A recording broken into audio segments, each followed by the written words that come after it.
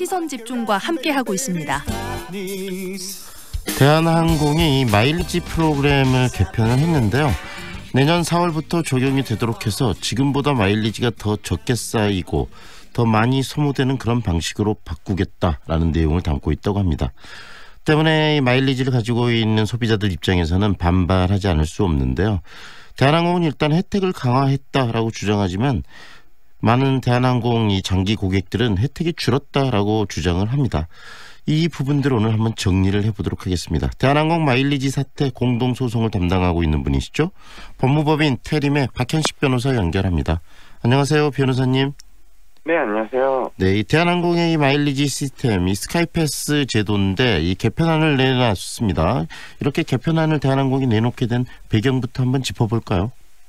예, 공정거래위원회에서는 국무총리 소속 소비자정책위원회가 있는데, 네. 그 소비자정책위원회에서 기존에 이제 소비자들의 권익 보호를 위해 노력을 하고 있었는데요. 그러면서 대한항공이 마일리지와 현금 결제를 합해서 복합 결제를 할 수 있도록 소비자한테 유리한 방향으로 일종의 제도를 추가로 도입을 하게 됐고 의견을 개진을 했는데요. 그런데 최초에 복합 결제를 도입을 하면서 소비자한테 유리한 측면만 있는 게 아니라 그 밖에 마일리지 적립, 공제 등의 부분에 있어서 소비자들한테 현저히 불리하게 제도를 전반적으로 개편을 하게 됐습니다. 그래서 그 부분이 12월 13일에 이제 홈페이지를 통해서 공지가 되었습니다. 좀 더 소비자들에게 편하게 이 결제 시스템들을 편하게 만들어라라는 요구 조건 때문에 이 시스템 변화를 주면서 지금 대한항공 측에서는 마일리지도 그럼 이번에 좀 손을 보겠다 그래서 지금 마일리지의 시스템 변화까지도 지금 하게 됐다 이 말씀이신데 실질적으로 이번에 대한항공이 내놓는 마일리지 대한항공이 일단 혜택을 강화했다라고 이야기를 하지만 이 실질적으로 이용하는 소비자 입장에서 때는 혜택들이 많이 줄었다라고 이야기를 하고 있습니다. 이번에 대한항공이 바꾼 마일리지 시스템의 변화, 그 부분도 어떤 변화가 있는 건지 좀 짚어주시겠어요? 예, 보통 저희가 이제 소비자들이 대한항공과 마일리지의 이제 적립 내지 공제에 관련된 이제 스카이패스 약관을 통해서 계약을 하고 있는데요. 네. 마일리지 적립률이 기존에는 저희가 예를 들어서 보통은 저희 소비자들이 특가 항공권, 단체 항공권을 이용하는 게 사실 가장 많은 경우일 텐데요. 네. 예, 그 부분에 있어서 마일리지 적립률이 최대 45% 이상 감소가 했습니다. 그래서 예를 들어서 저희가 100만 원짜리 유럽 내지 미국을 가는 항공권을 샀을 때 예전에는 1000마일이 적립이 됐다라고 가정을 한다면 이제는 45% 이상 감소해서 450마일 550마일 550 네네네. 네, 그런 식으로 이제 감소를 했고 그리고 이렇게 적립률이 변경이 돼서 된 것뿐만 아니라 저희가 예를 들어서 소비자들이 신용카드를 사용하거나 할 때 5년 내지 7년 정도 꾸준히 제가 사용을 하고 마일리지 적립되는 신용카드를 이용함으로써 미국 내지 유럽을 한 번씩 보너스 항공권 아니면은 일반 항공권을 사용하고 비즈니스로 승급을 하거나 이런 형식으로 사실 많이 이용을 하거든요. 네. 그 부분에 있어서 최대 107%까지 그 공제율이 상승을 해서 예를 들면 기존에 소비자가 5년 정도 모아서 미국 내지 유럽을 한 번 갔다면 이제는 최대 2배 이상의 기간이 소요되도록 변경이 됐습니다. 정리를 말씀해 주세요. 하나 더 이제 얘기를 하자면 스카이패스 제도 하에서는 우수회원 제도가 있는데요. 그런 우수회원 제도 역시도 더 개선이 변경이 되어가지고 예전에는 일종의 평생 회원 제도를 통해서 평생 혜택을 받을 수 있는 제도도 있었던 반면에 이제는 무조건 1년 안에 제가 어떤 대한항공을 많이 이용해야지만 그런 자격이 유지되도록 이 유효기간 등에서 현저한 변경이 발생하였습니다. 쉽게 말하면 이거 아니겠습니까? 더 옛날에는 많이 줬던 마일리지를 줄여버리고 그다음에 본인이 이 공짜 티켓을 얻기 마일리지 공짜 티켓은 아니죠. 마일리지를 사용해서 사는 티켓이니까 그 티켓을 구매하는 데 드는 마일리지는 더 많이 사용할 수 있도록 더 많은 마일리지로 똑같은 그 거리의 표를 구매할 수 있도록 다시 말하면은 더 많은 마일리지를 써야지만 똑같은 그 거리의 표를 얻을 수 있는 그런 상황을 만들어냈다. 소비자들의 마일리지 사용의 어떤 환경 자체가 더 열악해졌다는 이야기 아니겠습니까? 네, 맞습니다. 그런데도 대한항공이 일단은 뭐 소비자들에게 혜택을 더 줬다라고 말도 안 되는 이야기를 현재 하고 있는데요.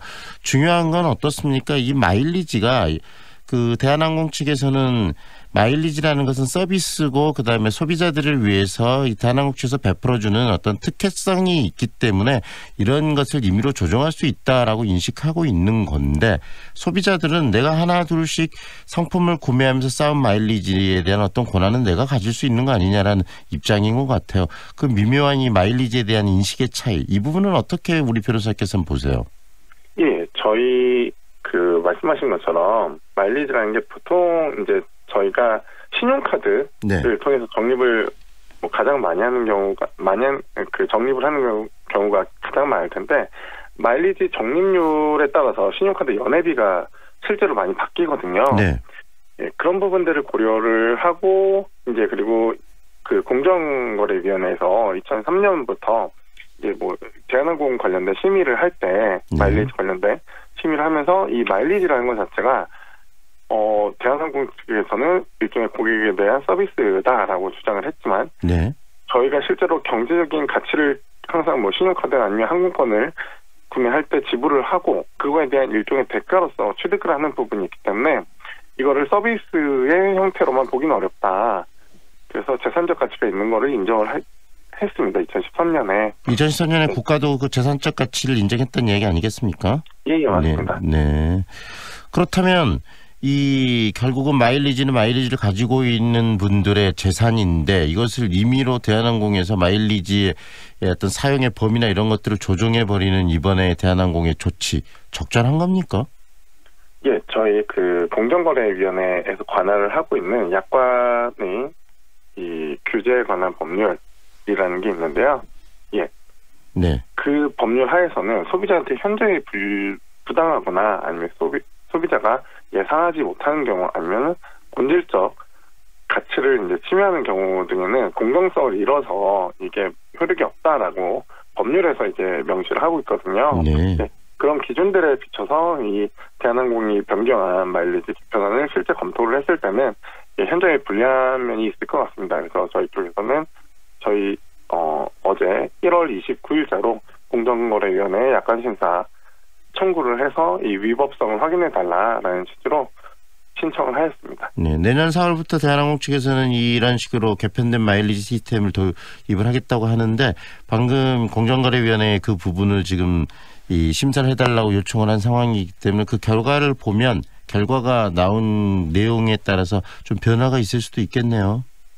예, 그 공정거래위원회에서 물론 법원을 통해서도 판단을 받을 수 있지만 법률 위반에 대해서는 공정거래위원회에서도 이 위법성을 심사를 하고 있기 때문에 그런 만약 위법성 심사를 해서 이 공정성을 잃었다라고 판단이 된다면은 대한항공 측에서 조금 더 소비자한테 유리한 혹은 소비자의 의견이 반영된 그런 약관들을 다시 한번 만들 수 있지 않을까 하고 기대를 하고 있습니다. 우리 변호사님과 이야기하면서 가장 중요한 것은 바로 그 부분인 것 같아요. 이 마일리지가 대한항공이 이야기한 것처럼 이 서비스 차원의 혜택이 아니고 소비자로서는 본인들 스스로가 물건을 구매하고 또 항공권을 이용하면서 쌓아간 재산적 가치를 가지고 있는 거기 때문에 이런 부분들에 대해서 대한항공이 일방적으로 서비스했던 시스템을 바꿀 수는 없는 것이고 바꾸려면은 소비자들과 협의를 통해서 협의된 약관을 통해서 바꿀 수 있다. 지금 그거 아니겠습니까? 핵심.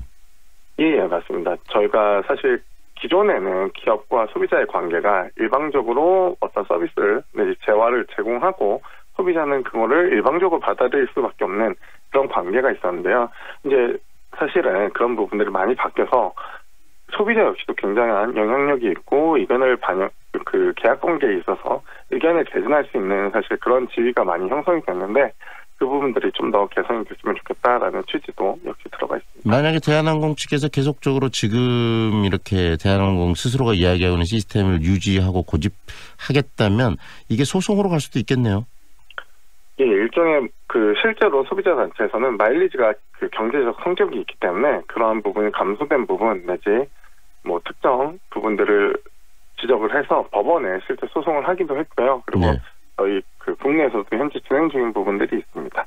지금 관련한 마일리지 관련한 소송들도 지금 진행되고 있고 혹시 승소되거나 결정된 판결들도 있습니까? 관련해서 있으면 소개 좀 해주세요.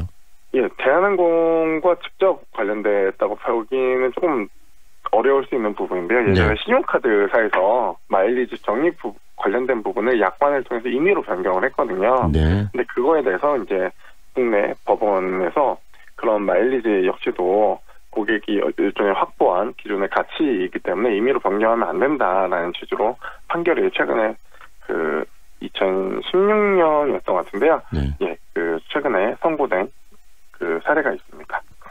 이번에 그런 사례들, 판례들을 기준으로 해서 마일리지가 이 소비자들의 소유권이라는 부분들이 좀 더 명확해졌으면 하는 생각도 듭니다. 오늘 말씀은 여기까지 들을게요. 고맙습니다, 변호사님.